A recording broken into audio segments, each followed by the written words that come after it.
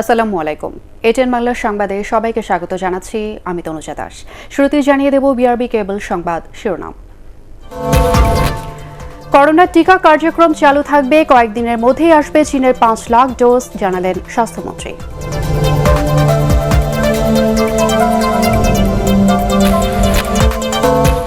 যত টাকাই লাগুক টিকা আনার ঘোষণা প্রধানমন্ত্রীর। করোনায় ক্ষতিগ্রস্ত 36.5 লাখ পরিবারের নগদ সহায়তা কার্যক্রম উদ্বোধন।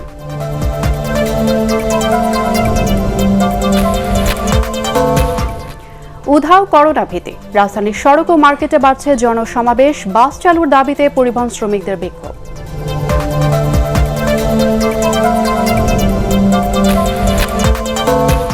রাজধানীর কামরাঙ্গীর চরে গোয়েন্দা পুলিশের অভিযানে 48 লাখ জাল টাকা উদ্ধার, 2 ডিপ্লোমা ইঞ্জিনিয়ার সহ গ্রেফতার 4।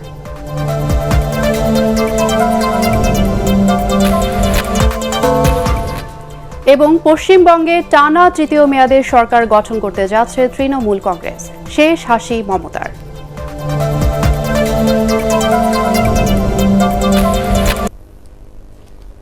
শুনছিলেন বিআরবি কেবল সংবাদ শিরোনাম। এবার বিস্তারিত। দেশে করোনার টিকা দেওয়ার কার্যক্রম চালু থাকবে বলে জানিয়েছেন স্বাস্থ্যমন্ত্রী জাহিদ মালেক। স্বাস্থ্য অধিদপ্তরের সুবর্ণ জয়ন্তীর অনুষ্ঠানে ভার্চুয়ালি যোগ দিয়ে তিনি বলেন, কয়েকদিনের মধ্যেই দেশে আসছে চীনের দেয়া 5 লাখ ডোজ টিকা। সংক্রমণের হার কমে আসলেও জনসচেতনতা না থাকলে পরিস্থিতি আবারও খারাপ হতে পারে বলে আশঙ্কার কথা জানিয়েছেন মন্ত্রী। বিস্তারিত দেখুন ইকরামুল হক সায়েমের রিপোর্টে। স্বাস্থ্য অধিদপ্তরের সুবর্ণ জয়ন্তী উদযাপন উপলক্ষে ভার্চুয়ালি আলোচনার আয়োজন করে সংস্থাটি। স্বাস্থ্য অধিদপ্তরের 50 বছর অনুষ্ঠানে স্বাস্থ্যমন্ত্রী জাহিদ মালিক বলেন, বিশ্বব্যাপী চিকিৎসা খাতে যথাযথ মনোনিবেশ করা হয়নি, যার প্রমাণ মিলেছে করোনা পরিস্থিতিতে। দেশে করোনার প্রথম ঢেউ সফলভাবে মোকাবিলা করার কথা দাবি করে তিনি বলেন, দ্বিতীয় ঢেউতে সংক্রমণ বাড়ার পেছনে স্বাস্থ্যবিধি উপেক্ষা করাই বড় কারণ। আমরা স্বাস্থ্যবিধি মানি নেই, বেপরোয়াভাবে আমরা বাইরে ঘুরেছি, সব মিলিয়ে এই দ্বিতীয় ঢেউটা আসলো। পৃথিবীর অন্যান্য দেশেও দ্বিতীয় ঢেউ লেগেছে, বাট আল্লাহর রহমতে আমরা এখনো আমাদের দ্বিতীয় ঢেউটাকে আমরা নিয়ন্ত্রণে রাখতে সক্ষম হয়েছি, কিন্তু আত্মতুষ্টি জায়গা নাই। আমরা যদি আবারও ভুল করি তাহলে আবারও আমরা আক্রান্ত হব।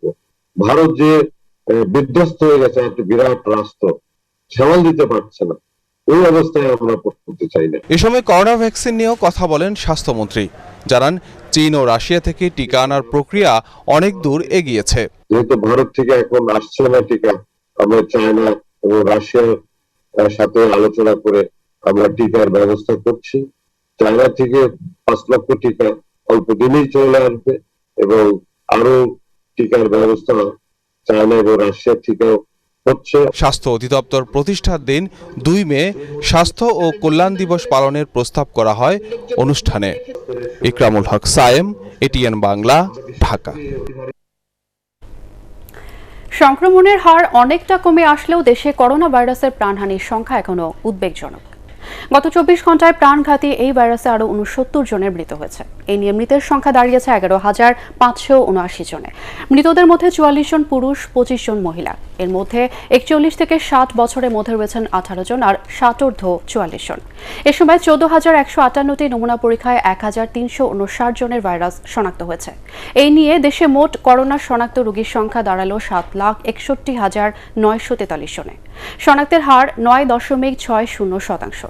স্বাস্থ্য অধিদপ্তরের সংবাদ বিজ্ঞপ্তিতে এসব তথ্য জানানো হয়। এছাড়া 24 ঘন্টায় সুস্থ হয়েছেন 2,657 জন। যত টাকাই লাগুক না কেন জনগণের স্বাস্থ্য সুরক্ষায় করোনা টিকা আনার ঘোষণা দিয়েছেন প্রধানমন্ত্রী শেখ হাসিনা। করোনায় ক্ষতিগ্রস্ত 36.5 লাখ পরিবারের মধ্যে নগদ আর্থিক সহায়তা কার্যক্রমের উদ্বোধন করে প্রধানমন্ত্রী বলেন, সবার জন্য টিকা নিশ্চিত করতে কাজ করছে সরকার। উদ্বোধনের প্রথম দিন 22,895টি পরিবার এই অর্থ সহায়তা পেল। বিস্তারিত দেখুন আপেল মাহমুদের রিপোর্টে।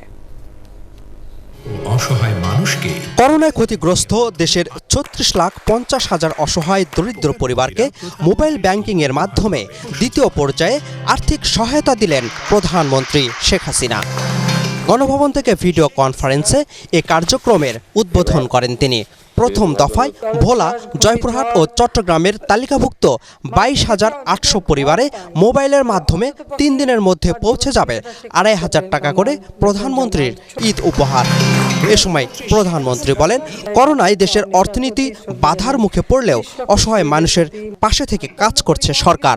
কর্মহীন মানুষের পাশে দাঁড়াতে সরকারের পাশাপাশি বিত্তবানদের এগিয়ে আসার আহ্বান জানান তিনি। যারা এটা করেন না, ওটা করেন না, সরকার ওটা করেনি সমালোচনা করছেন, তাদের কাছে আমার প্রশ্ন, নিজে কটা লোকের সাহায্য করেছেন তার একটা হিসাব পত্রিকা দিয়ে দেন। বিত্তশালী আছেন তাদেরকে বলবো, জনগণের পাশে দাঁড়ান, জনগণকে সাহায্য দেন, জনগণের জন্য কাজ করেন। জনগণের স্বাস্থ্য সুরক্ষায় বেশি দাম দিয়ে হলেও টিকা আনতে সব ধরনের চেষ্টা অব্যাহত রয়েছে বলেও জানান সরকার প্রধান। আমরা টিকা দিচ্ছি এবং টিকা আরও নিয়ে আসছি, যত টাকা লাগে আরও টিকা নিয়ে আসবো। আমরা এদেশে মানুষের টিকা পৌঁছে দেব, কিন্তু আপনাদের সবাইকে স্বাস্থ্য সুরক্ষার যে সমস্ত নির্দেশনাগুলি আমরা দিচ্ছি সেটা কিন্তু আপনারা একটু দয়া করে মেনে চলবেন। বিরোধী দল করোনায় ক্ষতিগ্রস্ত মানুষের পাশে না দাঁড়িয়ে সরকার উৎখাতের রাজনীতিতে ব্যস্ত বলেও এ সময় মন্তব্য করেন প্রধানমন্ত্রী। সরকার উৎখাতের জন্য বক্তৃতা, বিবৃতি, আন্দোলনের নামে পোড়াও জ্বালাও করে যাচ্ছে। দুর্যোগে মানুষের পাশে কোথায় তারা? যাই আছেন প্রতিদিন কিভাবে সরকার উৎখাত করবেন সেই চিন্তা ভাবনা করেন। তাদেরকে কিন্তু এটা করতে হলে বা শক্তিশালী বিরোধী দল গড়তে হলে মানুষের জন্য কাজ করতে হবে, মানুষের বিশ্বাস আস্থা অর্জন করতে হবে। এই দুর্যোগে অসহায় সব শ্রেণী পেশার মানুষের জন্য সহযোগিতা অব্যাহত রাখার ঘোষণাও দেন প্রধানমন্ত্রী শেখ হাসিনা। আপেল মাহমুদ, এটিএন বাংলা, ঢাকা। এদিকে জাতির জনক বঙ্গবন্ধু শেখ মুজিবুর রহমান মেমোরিয়াল ট্রাস্টের পক্ষ থেকে 10 কোটি টাকা অনুদান দিয়েছেন প্রধানমন্ত্রী শেখ হাসিনা। এর মধ্যে করোনায় ক্ষতিগ্রস্তদের সহায়তায় 5 কোটি টাকা এবং আশ্রয় প্রকল্পের আওতায় ভূমি ও গৃহহীনদের পুনর্বাসনে 5 কোটি টাকা দেন তিনি। এই 10 কোটি টাকা বঙ্গবন্ধু কন্যা ব্যক্তিগত উদ্যোগে দিয়েছেন। সমাজের বিত্তশালীদের দরিদ্র ও দুস্থ মানুষের সহায়তায় এভাবে এগিয়ে আসার আহ্বান জানিয়েছেন প্রধানমন্ত্রী শেখ হাসিনা। এই যত ঘনিয়ে আসছে ততই ভিড় বাড়ছে রাজধানীর মার্কেটগুলোতে। উধাও করোনা ভীতি, নেই সচেতনতার ছিটাফোঁটা। গণপরিবহন বন্ধ থাকলেও নগর জুড়ে ছিল ভয়াবহ যানজট। আরও জানাচ্ছেন মাহবুব কবির চপল।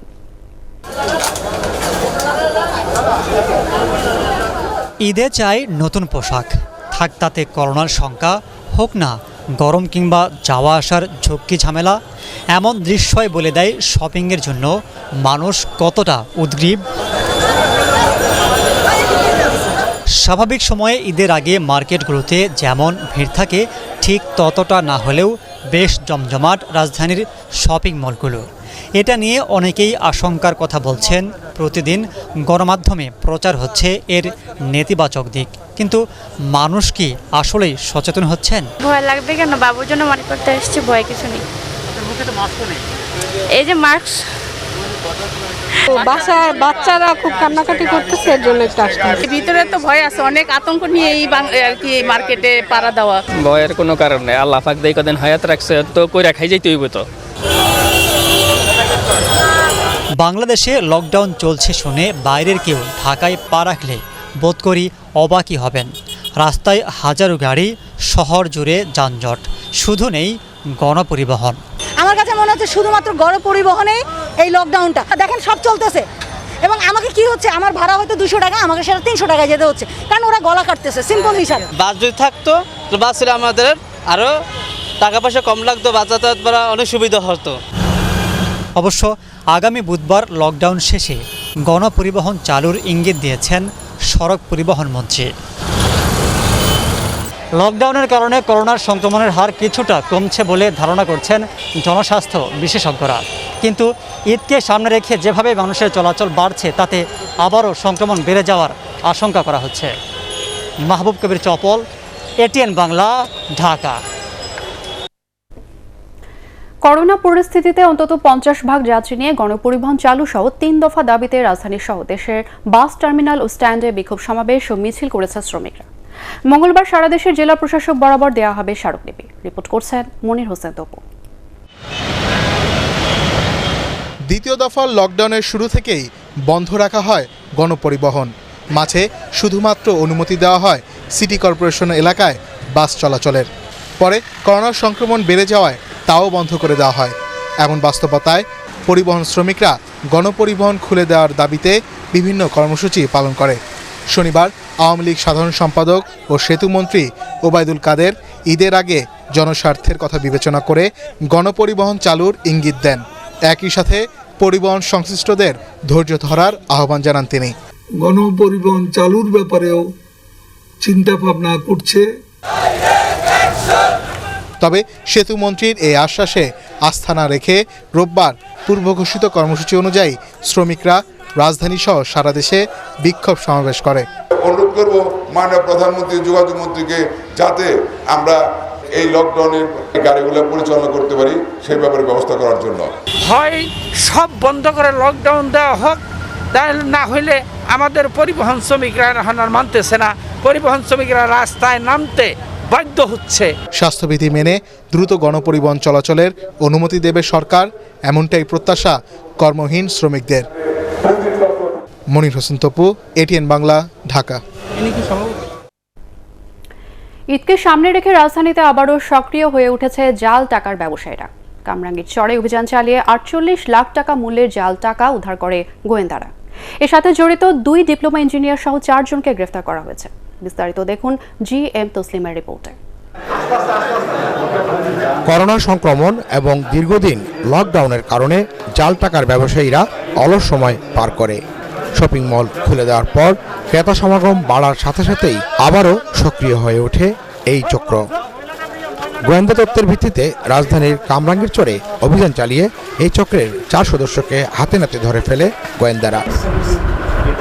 তাদের কাছ থেকে উদ্ধার করা হয় বিপুল পরিমাণ জাল টাকা। এই চক্রের মূল হোতা জীবন রাজধানীর বিভিন্ন এলাকায় বাসা ভাড়া নিয়ে বিশেষজ্ঞ হিসেবে এই কার্যক্রম চালিয়ে আসছিল সে। নোট বানানোর জন্য এখানে নিয়োগ দেয়া হয় 2 জন ডিপ্লোমা ইঞ্জিনিয়ারকে। বেশ কয়েকটি প্রক্রিয়ার পর প্রিন্টার থেকে এভাবে বের হয়ে আসে চকচকে নতুন নোট। এখান থেকে হাত বদলের মাধ্যমে চলে যায় রাজধানী সহ দেশের বিভাগীয় শহরগুলোতে। প্রতি 1 লাখ টাকার জাল নোটের বান্ডিল বিক্রি করা হতো 10 থেকে 12 হাজার টাকায়, যা খুচরা বাজারে গিয়ে হয়ে যেত 20 থেকে 22 হাজার টাকা। মাঝখানে করোনা ছিল, বন্ধ ছিল, এখন 3-4 মাস ধরে চালু হয়েছে। অন্য সময় থেকে এখন একটু কাজের চাপ বেশি, সামনে ঈদের জন্য বেশি করে দেওয়া লাগবে। পুলিশ জানায় ঈদ বা বড় উৎসব আসলেই সক্রিয় হয়ে ওঠে এই চক্রগুলো। তবে সতর্ক রয়েছেন আইন শৃঙ্খলা বাহিনীর সদস্যরাও। মূল হোতা জীবন এবং 2 জন ডিপ্লোমা ইঞ্জিনিয়ারকে গ্রেপ্তার করেছে, যারা কম্পিউটার সায়েন্স এবং মোবাইল নেটওয়ার্কিংয়ের উপরে ভালো জ্ঞান রাখে। এদেরকে ভাড়া করেছে যেহেতু এদের কম্পিউটার নলেজ আছে, ডিপ্লোমা ইঞ্জিনিয়ারিং নলেজ আছে, তাদের দ্বারা তৈরিকৃত জাল টাকা একটু ভালো মানের হবে সেই আশাতে। টাকা লেনদেনের ক্ষেত্রে জনসাধারণকে আরও সতর্ক হবার পরামর্শ দিলেন এই পুলিশ কর্মকর্তা।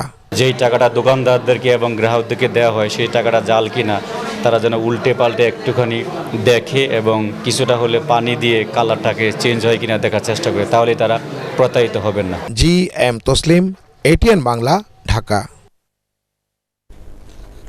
হেফাজতের সাবেক নেতা মামুনুল হককে নারায়ণগঞ্জের সোনারগাঁ থানার 3 মামলায় গ্রেফতার দেখানোর আবেদন করেছে পুলিশ।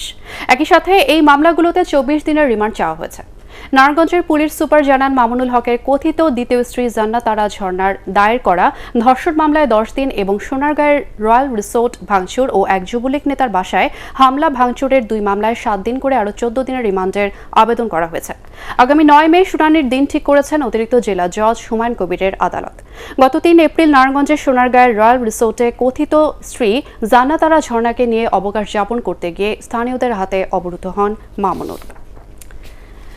মামুনুল হক যে অপকর্ম করেছে তা তার কথিত স্ত্রীর মামলা করার পর দিবালোকের মতো স্পষ্ট বলে মন্তব্য করেছেন তথ্য ও সম্প্রচার মন্ত্রী ডক্টর হাসান মাহমুদ। তিনি বলেন, যারা ফতোয়া দিয়ে তাদের সম্পর্ককে বৈধতা দেওয়ার চেষ্টা করেছিল তারাও মামুনুল হকের দুষ্কর্মের সহযোগী। রাজধানীর বাসায় ব্রিফিংয়ে এসব কথা জানান হাসান মাহমুদ।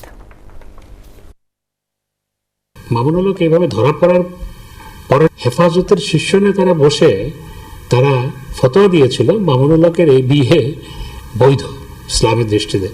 এখন দেখা যাচ্ছে বিয়ে হয় নাই, তখন যারা ফতোয়া দিয়েছিল এটি বিয়ে বলে এবং সেটিকে বৈধ বলার চেষ্টা করেছিল, বৈধ বলেছিল, তারাও এই দুষ্কর্মের সহযোগী হিসেবে আইনের দৃষ্টিতে চিহ্নিত হয়। ভারতের করোনার ভেরিয়েন্ট কোনো অবস্থাতেই যাতে বাংলাদেশে প্রবেশ করতে না পারে সেজন্য সীমান্ত এলাকায় আরও কঠোর প্রতিরোধ ব্যবস্থা গড়ে তোলার তাগিদ দিয়েছেন জনস্বাস্থ্য বিশেষজ্ঞরা। এটিএন বাংলার স্টুডিওতে মুক্ত মত শিরোনামে করোনা স্বাস্থ্য খাতের ব্যবস্থাপনা নিয়ে আলোচনায় তারা বলেন, দুদেশের স্থলবন্দরে পণ্যবাহী যানের চালকদের যথাযথ স্বাস্থ্য পরীক্ষা খুব জরুরি। আরও জানাচ্ছেন আদ্দিন সজীব। করোনা মহামারীর ভয়াল থাবায় এখন বিপর্যস্ত গোটা ভারত। সংক্রমণ আর মৃত্যুর সংখ্যায় নিজেদের রেকর্ড ভাঙছে একের পর এক। বিশ্ব স্বাস্থ্য সংস্থার তথ্য বলছে ভারতের এই ভ্যারিয়েন্ট এরই মধ্যে ছড়িয়েছে বিশ্বের 17টি দেশে। তাই পার্শ্ববর্তী ওই দেশের করোনার ভ্যারিয়েন্ট বাংলাদেশে ছড়িয়ে পড়ার আশঙ্কা করছেন জনস্বাস্থ্য বিশেষজ্ঞরা। এটিএন বাংলার মুক্তমত আলোচনায় তারা বলেন, ভারত থেকে করোনা আক্রান্ত কেউ যেন বাংলাদেশে ঢুকতে না পারে সেটি নিশ্চিত করতে হবে। আমরা বাংলা বন্দরের ওখানে দেখলাম যে ড্রাইভার যারা আসছে তাদের কিন্তু ঠিক মতো চেক আপ হচ্ছে না, তারা যত্রতত্র ঘুরে বেড়াচ্ছে।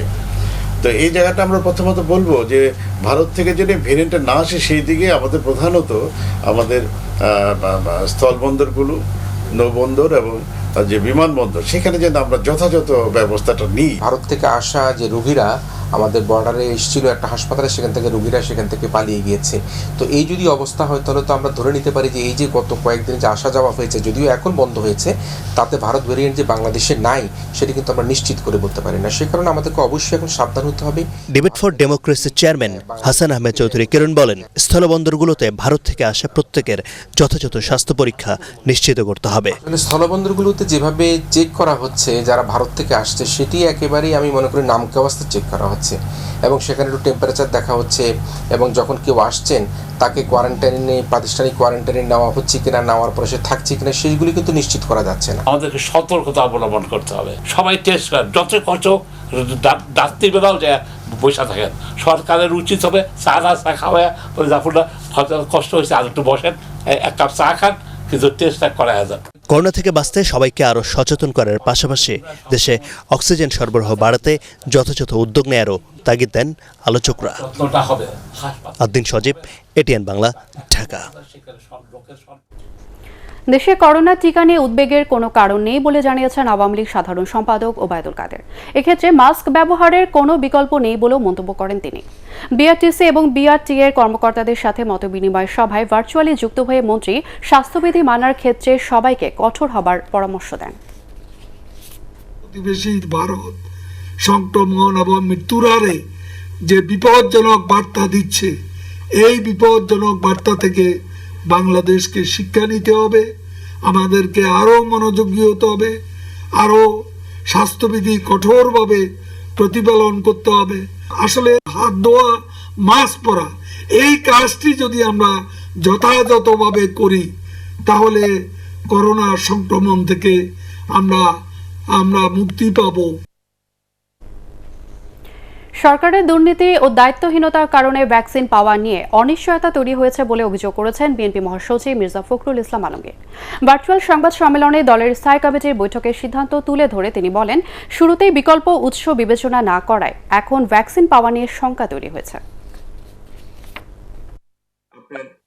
বিকল্প উৎসের কোন অনুসন্ধান করেনি এবং বিকল্প উৎস থেকে ভ্যাকসিন সংগ্রহের আবশ্যিকতাও তারা গুরুত্বভাবে বিবেচনা করেনি। চীন ও রাশিয়ার কাছ থেকে ভ্যাকসিন সংগ্রহের সুযোগ থাকার পরেও তা গ্রহণ করা হয়নি। সরকারের শুধুমাত্র ভারত থেকে সংগ্রহের চুক্তি জাতির জন্য চরম স্বাস্থ্য বিপর্যয় সৃষ্টি করেছে আজকে।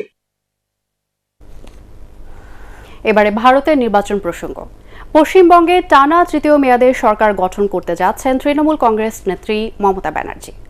বিধানসভা নির্বাচনে ভোট গণনায় 2/3 আসনে এগিয়ে রয়েছে তার দল। ভরাডুবি হতে যাচ্ছে বিজেপির। হাড্ডাহাড্ডি লড়াই শেষে এক সময়ের সহচর শুভেন্দু অধিকারীকেও 1200 ভোটে হারান মমতা। তবে আসামে জয়ের পথে বিজেপি। ফলে এই রাজ্যে বিতর্কিত নাগরিকত্ব আইন এনআরসি বাস্তবায়ন এখন সময়ের ব্যাপার। আরো জানাচ্ছেন বরকতুল্লাহ সুজন। আদরণীয় দিদি, ও দিদি, নির্বাচনকে সামনে রেখে রবীন্দ্র বেশ নেয়া প্রধানমন্ত্রীর এমন তুচ্ছতাচ্ছিল্যে কোনোই লাভ হলো না বিজেপির, বরং হিতে বিপরীত হয়েছে পশ্চিমবঙ্গের বিধানসভা নির্বাচনে। তৃতীয় মেয়াদে আরও শক্তি নিয়ে আবির্ভূত হতে চলেছেন মমতা ব্যানার্জি। বিশ্লেষকরা যাকে বলছেন, এখন কংগ্রেস নয়, গোটা ভারতে নরেন্দ্র মোদীর শক্তিধর প্রতিদ্বন্দ্বী বাংলার মেয়ে মমতা। করোনা সংক্রমণের কারণে সভা সমাবেশ নিষিদ্ধ থাকলেও তৃণমূল শিবিরে এখন বাঁধভাঙা আনন্দ। তারা বলছেন, বাংলার মানুষের হৃদয়ে রয়েছেন দিদি। বাঙালি কা দিল মে মমতা ব্যানার্জি बैठा है, खून में ममता बनर्जी बैठा। মার্চ এপ্রিল জুড়ে ৮ দফায় ভোট গ্রহণ শেষে রোববার আশা শঙ্কার দোলাচলে শুরু হয় ভোট গণনা। ২ শতাধিক আসনে তৃণমূল এগিয়ে থাকলেও শুরু থেকেই নিজ আসন নন্দীগ্রামে পিছিয়ে ছিলেন মমতা। এই আসনে তার প্রধান প্রতিদ্বন্দ্বী তৃণমূল থেকে বেরিয়ে বিজেপিতে যোগ দেয়া পুরনো সহকর্মী শুভেন্দু অধিকারী। এ নিয়ে কিছুটা শঙ্কা তৈরি হলেও শতভাগ ভোট গণনা শেষে বিজয়ের হাসি মমতার মুখে। অনেক ধন্যবাদ, অনেক অভিনন্দন। বাংলার মানুষ, বাংলার জয়, বাংলার জয়, বাংলাই পারে, বাংলাই পারে। এবারই প্রথম বিজেপি আর তৃণমূলের লড়াইয়ের মাঝে বিলীন প্রায় অন্য সব দল। একটি আসনও জোটেনি বামফ্রন্টের কপালে। ২৯৪টি আসনের মধ্যে ২৯২টিতে চলে ভোট গণনা। বাকি ২ আসনে প্রার্থীর মৃত্যুতে ভোট গ্রহণ স্থগিত করা হয়। এরই মধ্যে পশ্চিমবঙ্গে নিজেদের পরাজয় মেনে নিয়ে টুইট করেছেন বিজেপি নেতারা। বরকতুল্লাহ সুজন, এটিএন বাংলা। সিলেটের জৈন্তাপুরে ট্রাক ও সিএনজি চালিত অটোরিকশার মুখোমুখি সংঘর্ষে একই পরিবারের ৪ জন সহ মোট ৫ জনের মৃত্যু হয়েছে। গুরুতর আহত হন আরও একজন। সকালে সিলেট তামাবিল সড়কে জৈন্তাপুর উপজেলার ফেরিঘাট এলাকায় এই দুর্ঘটনা ঘটে। পুলিশ জানায়, ট্রাকটি সিলেট থেকে জাফলং যাওয়ার পথে ফেরিঘাট অতিক্রমের সময় পাশের নিচু রাস্তা থেকে একটি সিএনজি অটোরিকশা মূল সড়কে উঠতে গেলে এই দুর্ঘটনা ঘটে। ঘটনাস্থলে নিহত হন অটোরিকশার চালক ও ৪ জন আরোহী। সিরাজগঞ্জ বঙ্গমাতা শেখ ফজিলাতুন্নেসা মুজিব জেনারেল হাসপাতালে মৃতদেহের ডিএনএর তথ্য পাল্টে দেওয়ার অভিযোগ উঠেছে। ফরেনসিক ল্যাবরেটরি থেকে ভুল তথ্য আসায় মামলা নিয়ে বিভ্রান্তিতে পড়ছে পুলিশ। ডাক্তার না ডোম, কার ভুলে এমন হচ্ছে তা খতিয়ে দেখতে এবার তৎপর হওয়ার আশ্বাস তত্ত্বাবধায়কের। সিরাজগঞ্জ প্রতিনিধি ফেরদৌস হাসানের রিপোর্ট জানাচ্ছেন মনির হোসেন তপু। ২০২০ সালের জুনে সিরাজগঞ্জের সয়দাবাদে যমুনা নদী থেকে এক প্রাপ্তবয়স্ক ব্যক্তির অর্ধগলিত লাশ উদ্ধার করে বঙ্গমাতা শেখ ফজিলাতুন্নেসা মুজিব জেনারেল হাসপাতাল মর্গে পাঠানো হয়। লাশের ডিএনএ রিপোর্টের জন্য পুলিশ আবেদন করলে দীর্ঘ ৫ মাস পরে ফরেনসিক ল্যাবরেটরি থেকে যে তথ্য পাঠানো হয় তা নারীর ডিএনএ প্রোফাইল। একইভাবে উল্লাপাড়া থানার ফুলজোর নদী হতে প্রাপ্তবয়স্ক এক পুরুষের মৃতদেহ উদ্ধার করে হাসপাতালটিতে পাঠানো হয়। ল্যাবে একাধিকবার পরীক্ষা করেও তার ডিএনএ পরীক্ষায় আসে নবজাতক কন্যার রিপোর্ট। বেলকুচি ও রায়গঞ্জ থানাতেও এমন ভুল তথ্য এসেছে। বাধ্য হয়ে পরিচয় শনাক্তে আবারও মৃতদেহ থেকে নমুনা সংগ্রহ করতে হচ্ছে বলে জানায় পুলিশ। ডিএনএ ম্যাচ করে নাই। এখন আমরা এই মামলাটি নিয়ে অত্যন্ত একটা ঝামেলার মধ্যে পড়েছি। শুধুমাত্র এই ডিএনএ এবং এই লাশের আলামতের ত্রুটির কারণে আমরা এই মামলাটি ডিটেক্ট করতে ব্যর্থ হচ্ছি। মামলা আজ পর্যন্ত আমরা তদন্তে রহস্য উদ্ঘাটন করতে পারি নাই, যেহেতু এই ডিএনএর শনাক্ত করতেই আমাদের প্রায় ১.৫ বছর সময় লেগে গেছে। এ বিষয়ে অবাক করা তথ্য দিল সংশ্লিষ্ট এক সুইপার। হাসপাতালে ডোম নেই, তাই তাকেই দায়িত্ব পালন করতে হয় বলে ভাষ্য তার। আমি আছি সুইপার থেকে ডোমের কাজ চালা গেছি। ডাক্তাররা তো লাশে হাত দেয় না, আমাদের বলে যে এটা কাট আর এই ডিএনএ মেনে আমরাই রাখি। তবে এ বিষয়ে ক্যামেরার সামনে কথা বলতে রাজি হননি হাসপাতাল কর্তৃপক্ষ। একটার পরিবর্তে হঠাৎ করে একটা কোটা যায়, অনেকগুলো কোটা তো থাকে, তাহলে মনে করেন ভুলে গেল। এমন ভুলে বিস্ময় প্রকাশ করে কারণ খতিয়ে দেখে ব্যবস্থা নেওয়ার কথা টেলিফোনে জানান হাসপাতাল তত্ত্বাবধায়ক। সামনে যে ভুল গেছে এটা তো বুঝতেছি না।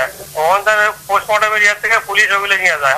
দিতেই ভুল করলে কিনা এক্সচেঞ্জ উল্টাপাল্টা করে বলছি কিনা এটা তো এখন দেখতে হবে। সঠিক ডিএনএ পরীক্ষার জন্য স্বাস্থ্য বিভাগের কঠোর নজরদারির সুপারিশ জেলা পুলিশ বিভাগের। ফরেনসিক বিভাগে যারা কাজ করছেন তাদেরকে অবশ্যই মনোযোগী হতে হবে এবং সুপারভিশন রাখতে হবে, অর্থাৎ তার উপস্থিতিতে আপনার ডিএনএ সংশ্লিষ্ট ব্যক্তির ডিএনএ স্যাম্পল কালেক্ট করার পরে উনি সেটি প্যাকেটজাত করবেন, মার্কিং করবেন, করার পর সেটি আমাদের হাতে হস্তান্তর করবেন। পরপর 4টি ডিএনএ ভুল রিপোর্ট নিয়ে বিতর্ক ওঠায় এবার নড়ে চড়ে বসেছে কর্তৃপক্ষ। Bureau report, ATN Bangla. এবারে ই ভ্যালি ঈদবাজার সংবাদ। লকডাউনে কঠোর বিধিনিষেধের মধ্যে চট্টগ্রামে দোকানপাট, বিপণী বিতান থেকে শুরু করে ফুটপাত কোথাও মানার প্রবণতা নেই স্বাস্থ্যবিধি। নানা অজুহাতে ক্রেতা বিক্রেতারা মাস্ক ব্যবহার করেন না। তবে বড় বড় শপিং মলগুলো চেষ্টা করছে স্বাস্থ্যবিধি মেনে চলার। চট্টগ্রাম থেকে সৈয়দ তামিম মাহমুদের রিপোর্ট। মানুষের এমন উপচে পড়া ভিড় বন্দরনগরীর নিউ মার্কেট এলাকায়। নেই স্বাস্থ্যবিধি মানার কোনো বালাই, সামাজিক দূরত্ব শূন্যের কোঠায়। বেলা বাড়তেই কঠোর স্বাস্থ্যবিধি মানার সর্বোচ্চ সতর্কতা যেন মুখ থুবড়ে পড়ে। মাস্ক নেই অধিকাংশ ক্রেতা বিক্রেতার মুখে। লকডাউনের এই সময়ে ঘরের বাইরে যেতে মুভমেন্ট পাস নেওয়ার কথা থাকলেও সবার কাছে তা যেন অপ্রয়োজনীয় কোনো বিধি। একই চিত্র নগরীর ফুটপাত সহ অন্যান্য ছোট বড় মার্কেটগুলোতেও। এক্ষেত্রে অজুহাতেরও শেষ নেই। যদিও বা কেউ মাস্ক পরছেন, তবে শিশুদের জন্য তেমন স্বাস্থ্য সুরক্ষার কথা মাথায় নেই মার্কেটে আসা অভিভাবকদের। ফলে যারা স্বাস্থ্যবিধি মানছেন, অন্যরা না মানায় তারা জানান শঙ্কার কথা। বেশিক্ষণ মাস্ক পরলে আপনার দম বন্ধ হয়ে লাগতেছে, মানে মনে হচ্ছে বাতাস ঢুকতেছে না ওইরকম। হ্যাঁ, ওই কারণে মাঝে মধ্যে খুলে রাখি, আবার কিছুক্ষণ পর আবার লাগিয়ে ফেলি। পাবলিক যারা আছে প্রায় সবাই মাস্ক পরছে, বাট অনেক দোকানদার কিন্তু মাস্ক পরতেছে না। গতবার নিতে পারি নাই, তো এবার বাচ্চাদের জন্য, নিজের ফ্যামিলিদের জন্য, যেহেতু মার্কেটটাতে মানুষজন কম আছে সেই হিসেবে আসা। এদিকে ঈদ কাছাকাছি চলে এলেও অন্যান্য বারের তুলনায় বেচা বিক্রি অনেক কম বলছেন ব্যবসায়ীরা। রমজান হিসাব চিন্তা করতে গেলে বেচাইনা খুবই খারাপ। যেখানে 4-5 হাজার টাকা হতো এখানে 1-1.5 টাকা হয়। লকডাউনের কারণে আমাদের সেই ক্ষেত্রে আগের মতো তো বেশি বেচা কিনা হচ্ছে না। সামনে আশা করতেছি লাস্ট 8-10 দিন যদি মোটামুটি ভালো হয়, তাহলে হয়তো আমরা একটু আমাদের সামনের দিকে আগাইতে পারবো। করোনা সংক্রমণ নিয়ন্ত্রণে প্রশাসনের আরো কঠোর অবস্থানের পাশাপাশি ক্রেতা বিক্রেতা উভয়কেই সচেতন হওয়ার পরামর্শ বিশেষজ্ঞদের। সৈয়দ তামিম মাহমুদ, এটিএন বাংলা, চট্টগ্রাম। এবারে আল আরাফা ইসলামী ব্যাংক অর্থ সংবাদ।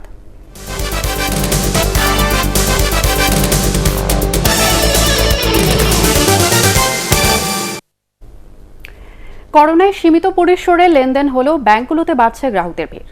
মাসের প্রথম সপ্তাহ ও ঈদ ঘনিয়ে আসায় নগদ অর্থ উত্তোলনে ব্যস্ত ছিলেন বেশিরভাগ গ্রাহক।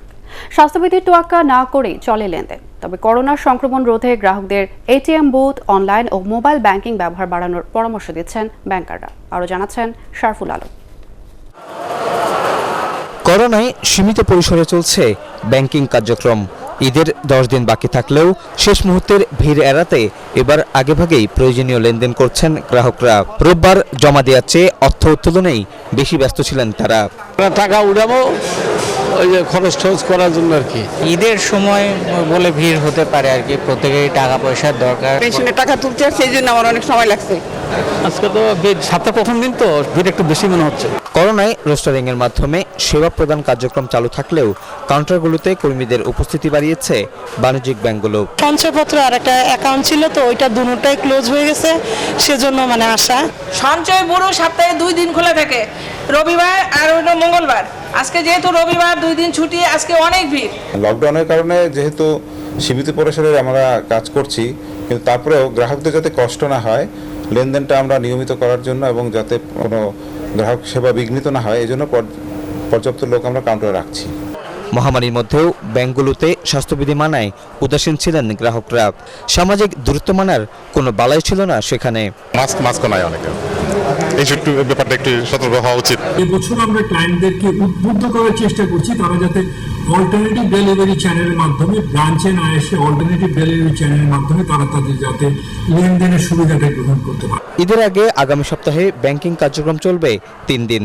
তাই গ্রাহকদের বাড়তি সেবা দিতে প্রয়োজনীয় প্রস্তুতি নিয়েছে ব্যাংকগুলো। শারফুল আলম, এটিএন বাংলা, ঢাকা। এবারে আন্তর্জাতিক সংবাদ।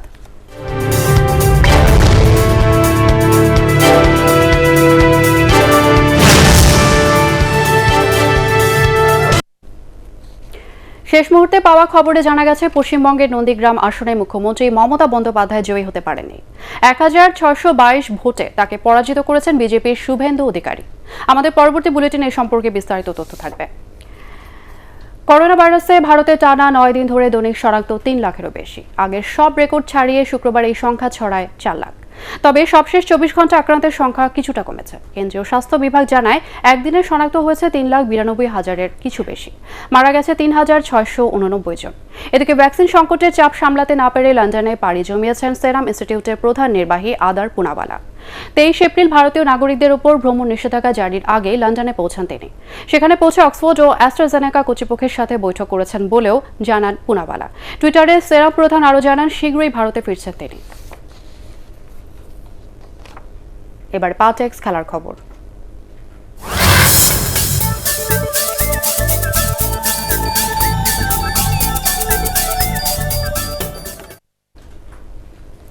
পাল্লেকেলেতে শেষ টেস্ট জিততে শ্রীলঙ্কার দরকার আর 5 উইকেট। বাংলাদেশের এখনও প্রয়োজন 260 রান। 437 রানে জয়ের লক্ষ্যে খেলতে নেমে ম্যাচের চতুর্থ দিন শেষে 5 উইকেটে 177 রান তোলে টাইগাররা। এর আগে 9 উইকেটে 194 রানে দ্বিতীয় ইনিংস ঘোষণা করে স্বাগতিক দল। প্রথম ইনিংসে বাংলাদেশের সংগ্রহ ছিল 251 রান। রিপোর্ট করছেন SM আশরাফ। কখনো বিশাল বাঁক নিচ্ছে বল, আবার কখনো তা চমকে দেয়া বাউন্স। ব্যাটসম্যানদের জন্য পাল্লেকেলের উইকেট যেন এক মৃত্যুকূপ। যে বলটিতে মুশফিক আউট হলেন কিছুই করার ছিল না। 171 রানে তার বিদায়ী শেষ হয় সফরকারীদের টপ আর মিডল অর্ডারের সব প্রতিরোধ। 437 রানের লক্ষ্যে খেলতে নেমে টাইগাররা প্রথম উইকেট হারায় 31-এ। আরও একবার স্পিনের ফাঁদে পা দিলেন সিরিজে টানা 3 হাফ সেঞ্চুরি পাওয়া তামিম ইকবাল। তবে সাইফ হাসান, নাজমুল হোসেন শান্তদের জন্য ফাঁদ পাততে হয়নি, তারা নিজেরাই উইকেট বিলিয়েছেন। 34-এ সাইফ আর শান্ত ফেরেন 26 রানে। অধিনায়ক মমিনুলও বলের মেধা বুঝে খেলতে পারেননি। এর আগে প্রথম ইনিংসে 242 রানে এগিয়ে থাকা শ্রীলঙ্কা দিনের শুরুতেই হারায় ম্যাথিউসের উইকেট। ব্যক্তিগত 66-তে অধিনায়ক দিমুথ করুণারত্নেকে প্যাভিলিয়নে পাঠান সাইফ হাসান। তাইজুল মিরাজদের স্পিনে সকালের সেশনেই পরিষ্কার হয়ে যায় উইকেট ব্যাটসম্যানদের কতটা পরীক্ষা নেবে। টেস্টে 8 বার 5 উইকেট শিকার বাংলাদেশের স্পিনার তাইজুলের। এরপরেই 437 রানের লিড নিয়ে ইনিংস ঘোষণা করে দিমুথ করুণারত্নের দল। SM Ashraf, ATN Bangla. শেষ করার আগে বিআরবি কেবল সংবাদ শিরোনাম জানিয়ে দেব আরও একবার। করোনা টিকা কার্যক্রম চালু থাকবে কয়েকদিনের মধ্যেই আসবে চীনের 5 লাখ ডোজ, জানালেন স্বাস্থ্যমন্ত্রী।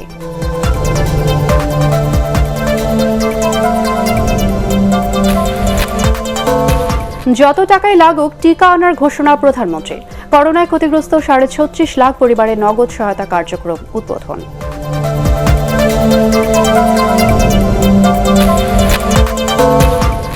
উধাও করোনা ভীতি। রাজধানীর সড়ক ও মার্কেটে বাড়ছে জনসমাবেশ। বাস চালুর দাবিতে পরিবহন শ্রমিকদের বিক্ষোভ।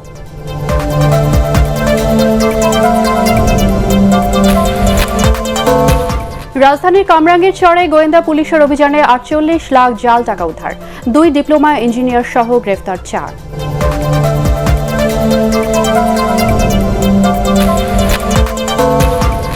এবং পশ্চিমবঙ্গে টানা তৃতীয় মেয়াদে সরকার গঠন করতে যাচ্ছে তৃণমূল কংগ্রেস। নন্দীগ্রামের শেষ হাসি মমতার।